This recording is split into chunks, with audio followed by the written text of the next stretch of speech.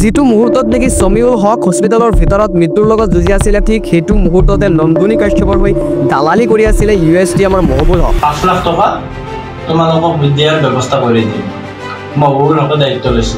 য'ত নেকি কোনো ধৰ্ম বৰ্ণ একো নাচাই সকলোৱে খুব পালন কৰি আছিলে সমীউল হকৰ কাৰণে ঠিক সেইটো মুহূৰ্ততে চব দুখীয়াৰ বন্ধু মহবুল হক 5 লাখ টকাৰ অফাৰ কৰিছিলে সমীউল হকৰ পৰিয়ালক। তাতে সমীউল হকৰ পৰিয়ালে কম্প্ৰমাইজ কৰে, কেছ নকৰে নন্দনী কাশ্যপৰ। 5 লাখ টকা তোমালোকক দিয়াৰ ব্যৱস্থা কৰি দিম। য'ত নেকি ৰাজ্যৰ মুখ্যমন্ত্ৰী হিমন্ত বিশ্ব শৰ্মাই স্পষ্টকৈ সমীউল হকৰ পক্ষত কথা কৈ তাত মহবুল হকে উল্টা গেম খেলিব চেষ্টা কৰে।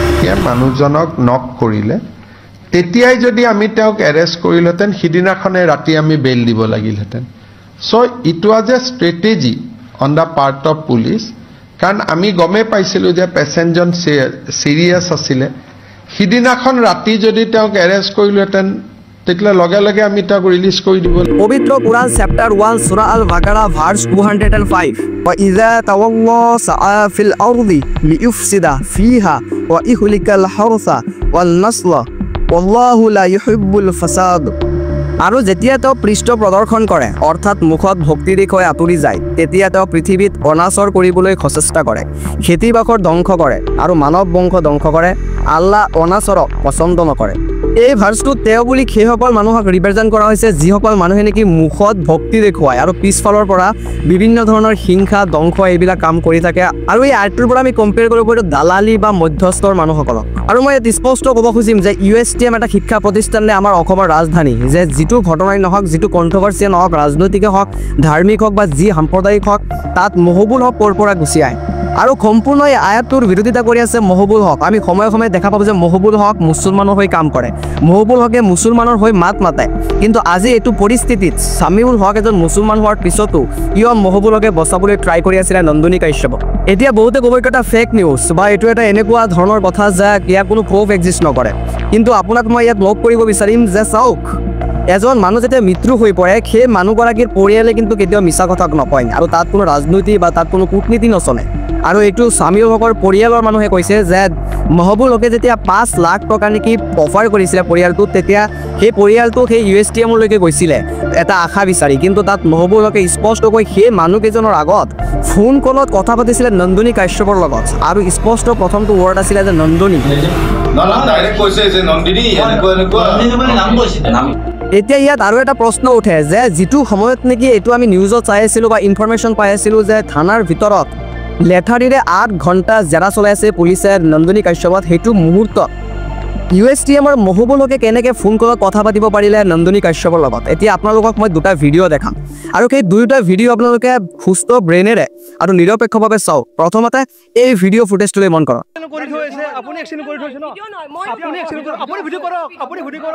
আপুনি পলাইছে কিয়? এক্সিডেণ্ট কৰি পলাইছে কিয়? আপুনি লেভেলটো হ'লে নহ'ব নহয়। এতিয়া আপুনি পলাইছে কিয়? আপুনি পলাব নালাগে। আপোনাক ইমান ৰখিব দি আছোঁ, আপোনাক মানুহ মাৰি থৰিব, মাৰি থৈ কেনে গাড়ী চলাই দিব আপুনি কি?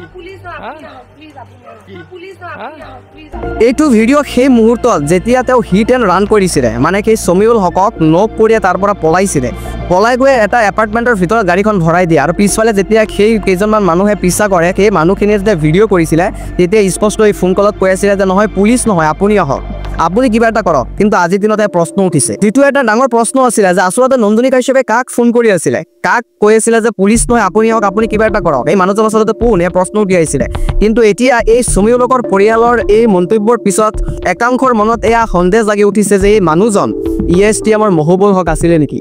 এতিয়া এই ফুটেজটো ভালকে এবাৰ চাওক।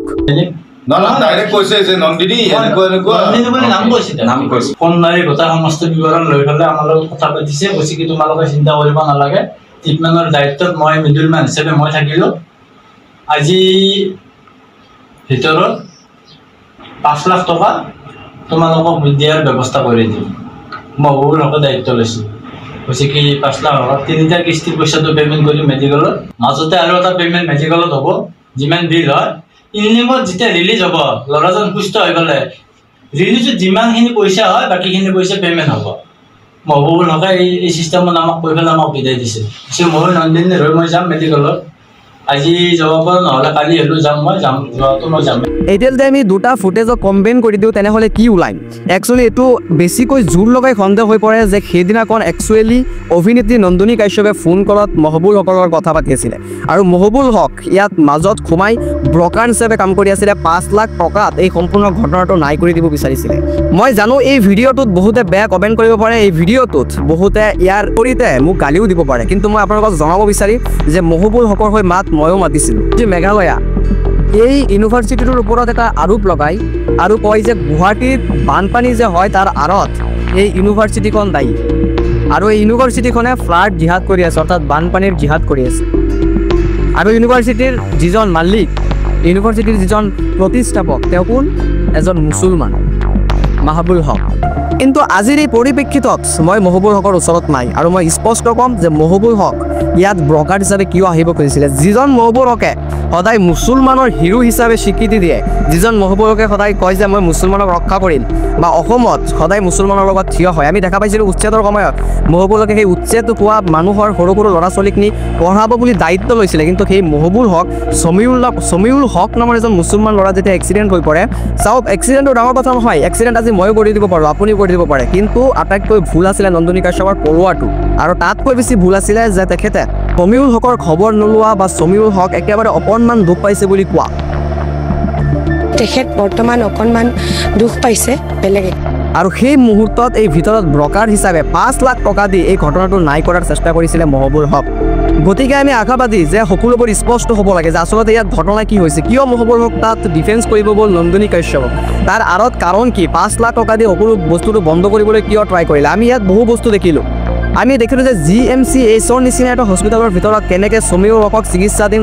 হৈ থকাৰ অৱস্থাত লাষ্ট পৰ্যায়ত কৈ দিছিলে যে আমাৰ ইয়াত উন্নত ধৰণৰ চিকিৎসা নহ'ব আপোনালোকে প্ৰাইভেট এটা হস্পিটেলত লৈ যোৱা হ'ল আপলোত আৰু তাত মৃত্যুবৰণ কৰিলে সমীউল হক আমি প্ৰথমতে ভাবিছিলোঁ যে আৰক্ষীয়ে কিয় নন্দিনী কাশ্যপক এৰেষ্ট কৰা নাই কিন্তু সেইটো মুখ্যমন্ত্ৰী ডক্টৰ হিমন্ত বিশ্ব শৰ্মা ডাঙৰীয়াই এয়া স্পষ্ট কৰিছে যে আচলতে পুলিচে কিয় এৰেষ্ট কৰা নাছিলে আৰু আমি এতিয়া ক্লিয়াৰ হৈছোঁ যে একচুৱেলি পুলিচ ইয়াত নিৰপেক্ষ আৰু নিউট্ৰেল হৈ কাম কৰি আছে ইয়াত কোনো ধৰণৰ পুলিচৰ দুখ নাই আৰু এই মহবুল হকৰ দৰে কিছুমান মানুহৰ কথা আমি নিশ্চয় আলোচনা কৰিব লাগিব ইয়াত আপুনি ধৰ্ম বৰ্ণ নাচাব জাষ্ট যিটো সত্য সেইটো ভাবক নিৰপেক্ষভাৱে ভাবিবলৈ ট্ৰাই কৰক কাৰণ ইয়াত এটা মৃত্যুৰ কথা আহিছে এটা 22 বছৰীয়া জীৱন শেষ হৈ পৰিছে তথাপি hit and run only hit থাকিলে বেলেগ কথা আছিলে এক্সিডেণ্ট হোৱাটো ডাঙৰ কথা নহয় কিন্তু তাৰ পৰা পলোৱা বা ভিক্টিমজনৰ খবৰ নোলোৱা সেইটো আটাইতকৈ ডাঙৰ কথা আৰু এয়া ভুল আছিলে নন্দিনী কাশ্যপৰ আৰু নন্দিনী কাশ্যপ পাব্লিক ফিগাৰ হাই প্ৰফাইল সেইকাৰণে এই বস্তুটো নিউজ চেনেলৰ কভাৰেজত আহিছে কিন্তু যদি আজি নন্দিনী কাশ্যপ হাই প্ৰফাইল নহ'লে হয় তেনেহ'লে আমি গমেই নাপালোঁ হয় গতিকে প্ৰশ্ন কৰিব লাগে যে মহবুল হক স্পষ্টীকৰণ দিব লাগে যে আচলতে এই ঘটনাটোৰ ভিতৰত